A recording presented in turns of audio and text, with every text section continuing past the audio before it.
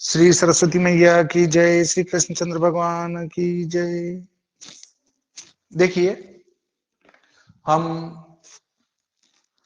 आज शुक्र के लोक दर्शन पर विचार करेंगे। इससे पहले मैं थोड़ा और इसकी विस्तृत जानकारी दे दूं कि इसमें क्या संशोधन होगा, क्या क्या स्थिति रहेगी, इस पर चर्चा करते हैं।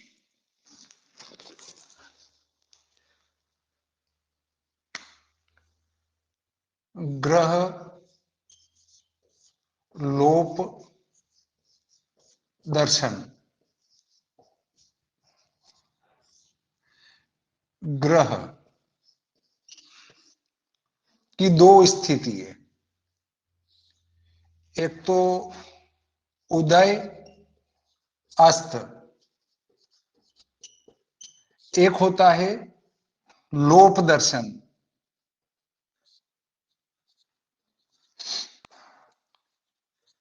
ये वो है प्रतिदिन होने वाला।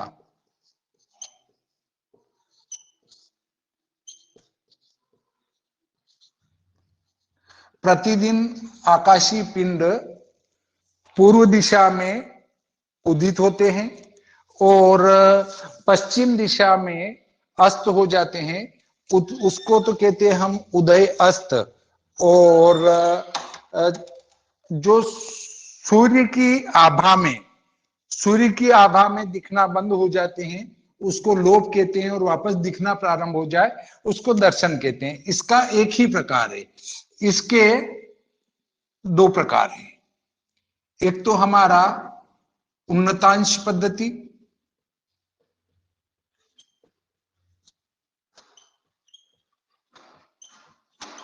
एक है हमारा कालांश पद्धति,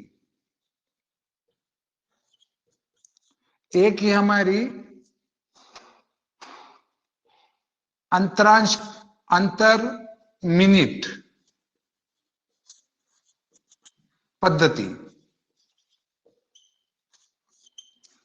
कालांश में दो होते हैं, एक तो स्थूल कालांश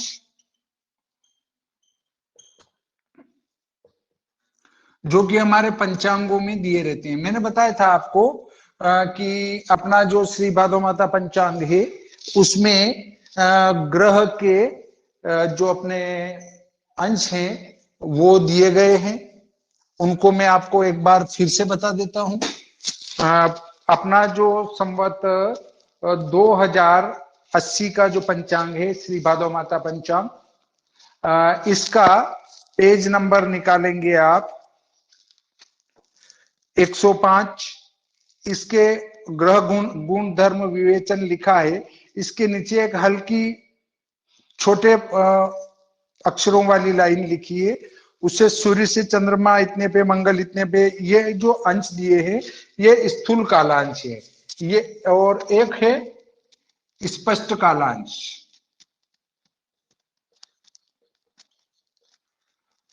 और इसी का भेद है ये अंतर मिनट पद्धति। इसके भी दो भेद हैं, स्थूल और सूक्ष्म, दो भेद इसके बनते हैं। तो इस प्रकार हम लोप दर्शन में उन्नतांश पद्धति ले सकते हैं। कालांश लेंगे तो उसमें स्थूल कालांश आएगा, स्पष्ट कालांश आएगा। अंतर मिनट पद्धति में स्थूल पद्धति आएगी और सूक्ष्म पद्धति आएगी। ये हमारी जो है इतनी स्थितियां बनेगी एक ग्रह के लोप दर्शन में। उदय अस्त में कुछ भी नहीं करना है आपको। उदय अस्त रोजाना होने वाला है, उसमें आपका कोई संस्कार नहीं होता है। इसको अब अपन जो आज करने वाले हैं वो शुक्र गुरु का लोक दर्शन में निकाल के आपको बता चुका हूं। वो आपको कम समझ में आया, मेरे को भी पता चल रहा है कम समझ में आया है, परंतु आज जब हम एक बार और इस विधि को करेंगे तो आपके स्पष्ट रूपेण समझ में आ जाएगा। तो हम शुक्र के लोक दर्शन पर चर्चा करते हैं।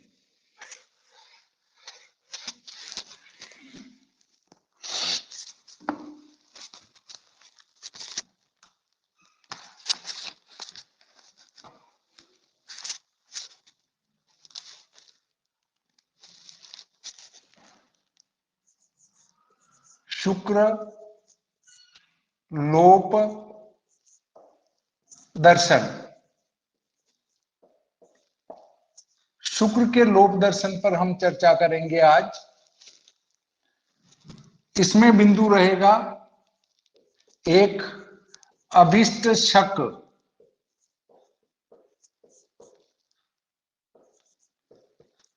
ऋण 1800 बराबर वर्षगण।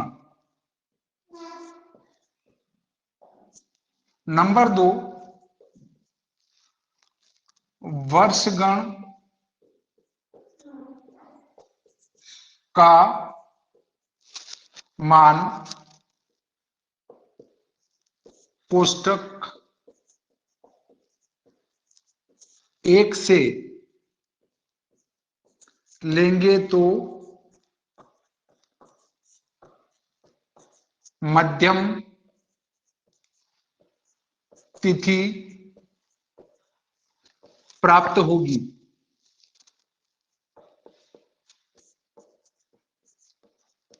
ठीक है, मध्यम तिथि प्राप्त होगी। अब उसके बाद तीसरा, मध्यम तिथि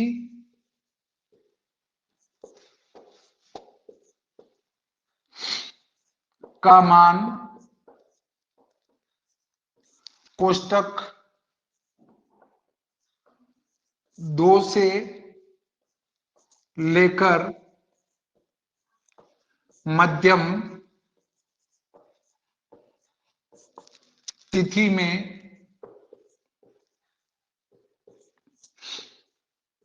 संस्कार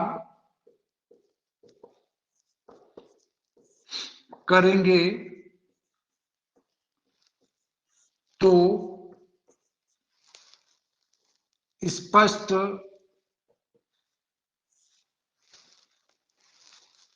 तिथि प्राप्त होगी।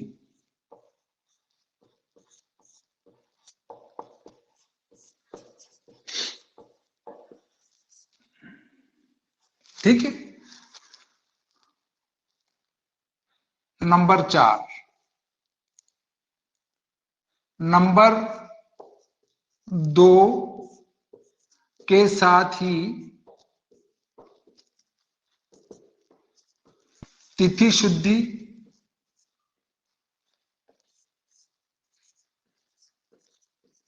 एवं अब्दपति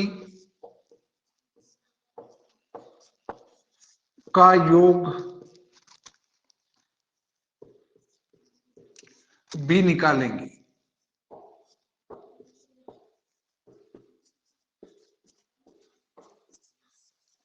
अगला 5 नंबर,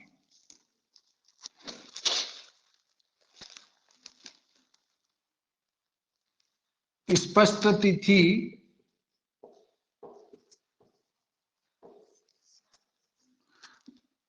धन वर्षगण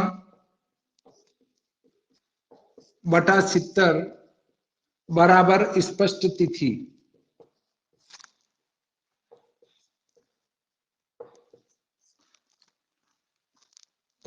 यह कोष्ठक 3 का उपकरण होगा।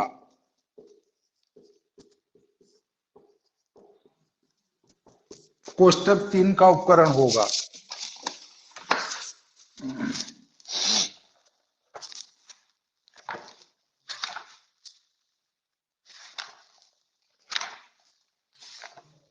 इसके बाद कोष्ठक 1, 2 का हो गया, 3 का हो गया। कोष्ठक 4,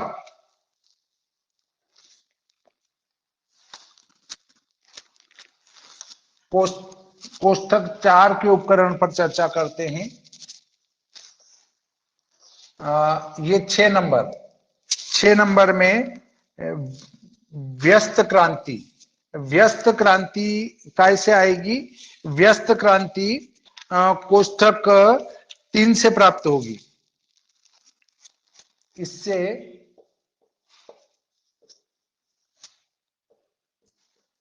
व्यस्त क्रांति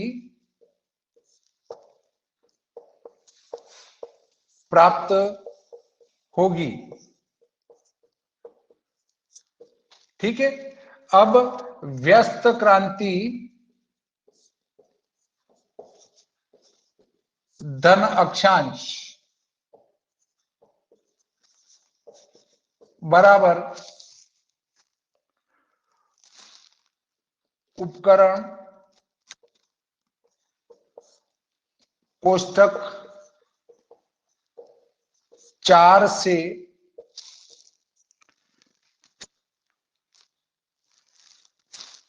दो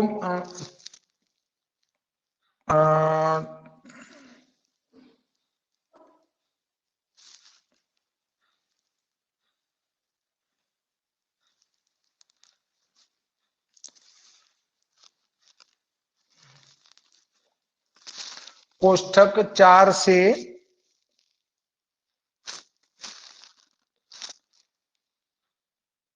संध्या ऋण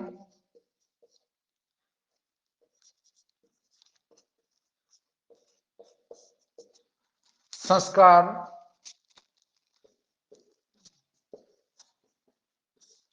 प्राप्त करेंगे एवं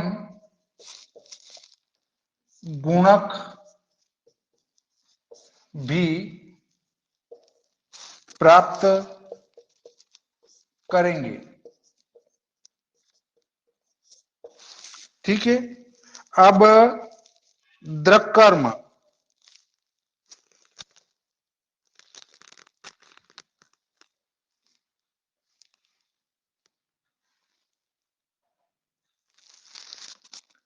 सात नंबर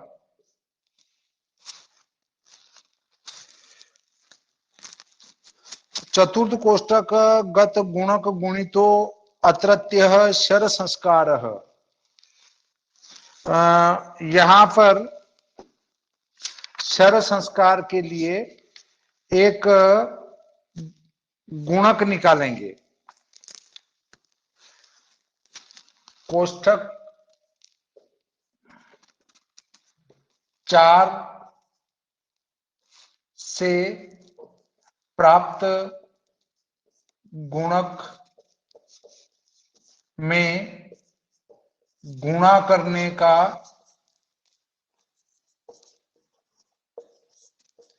उपकरण प्राप्त करेंगे। ठीक है, यह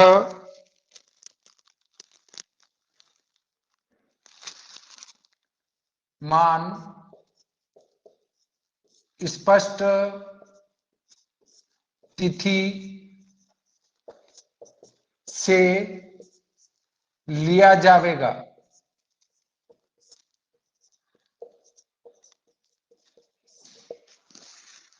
इसको स्पष्ट तिथि से लेना पड़ेगा।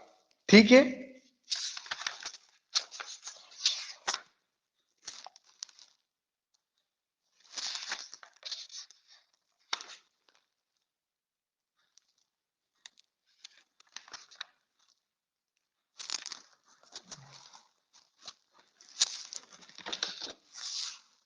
मैंने आपको गुरु के लोक दर्शन का गणित भेजा है, उसमें थोड़ी त्रुटि रह गई है। एक उंगली ऊपर से नीचे जाने से एक जगह गड़बड़ हो गई है, मैं उसको सही करके बता दूंगा वापस से।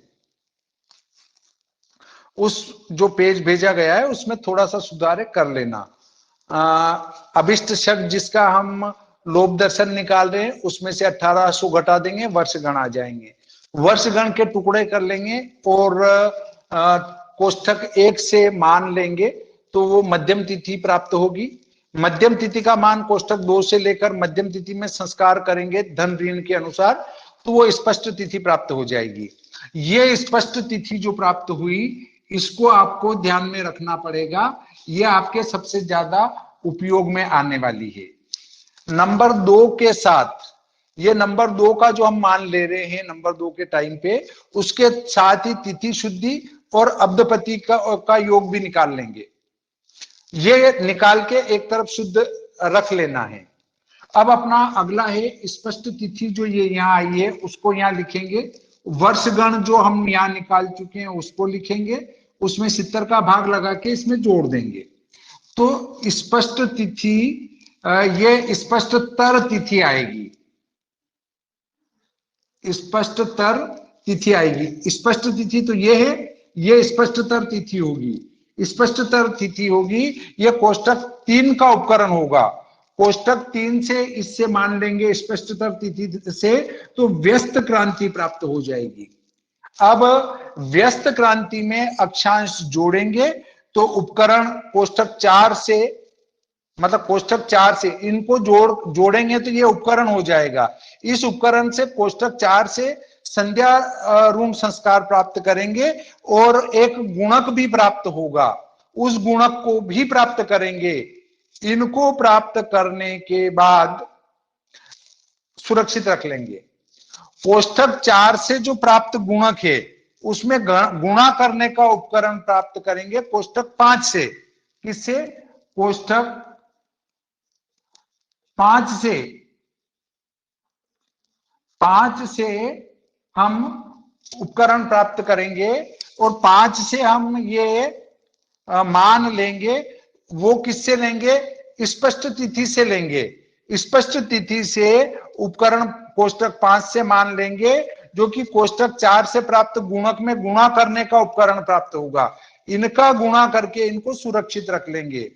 अब तिथि शुद्धि, पहले तो ये स्पष्ट तिथि, स्पष्ट तिथि के बाद संध्या ऋण, संध्या ऋण के बाद आपका ये वाला गुणा और स्पष्ट तिथि, इन तीनों को मिला देंगे तो हमारा लोप का मान प्राप्त होगा और ऐसे उदय का मान प्राप्त होगा। वो तिथि प्राप्त हो जाएगी और उस तिथि से हम ये कह सकेंगे कि इस तारीख को लोप होगा, इस तारीख को दर्शन होगा। और समय निकालना है तो वो जो दशमलव के पीछे जो अंक प्राप्त होंगे उसमें 24 का गुणा करेंगे तो घंटे बन जाएंगे, और फिर दशमलव के पीछे अंक बचेंगे उनमें 60 का गुणा करेंगे तो मिनट बन जाएंगे, और आगे दशमलव में बचता है तो फिर 60 का गुणा करेंगे तो सेकेंड आ जाएंगे। तो ये जो घंटा मिनट सेकेंड आए हैं इनमें 627 जोड़ देंगे तो आपका लोप होने का समय प्राप्त होगा और ऐसे ही उदय होने का समय प्राप्त होगा। ठीक है, यहां तक तो मैंने केवल आपके लिए एक विधि लिखी है। अब विधि के बाद हम इसके मूल प्रकरण पर चलते हैं।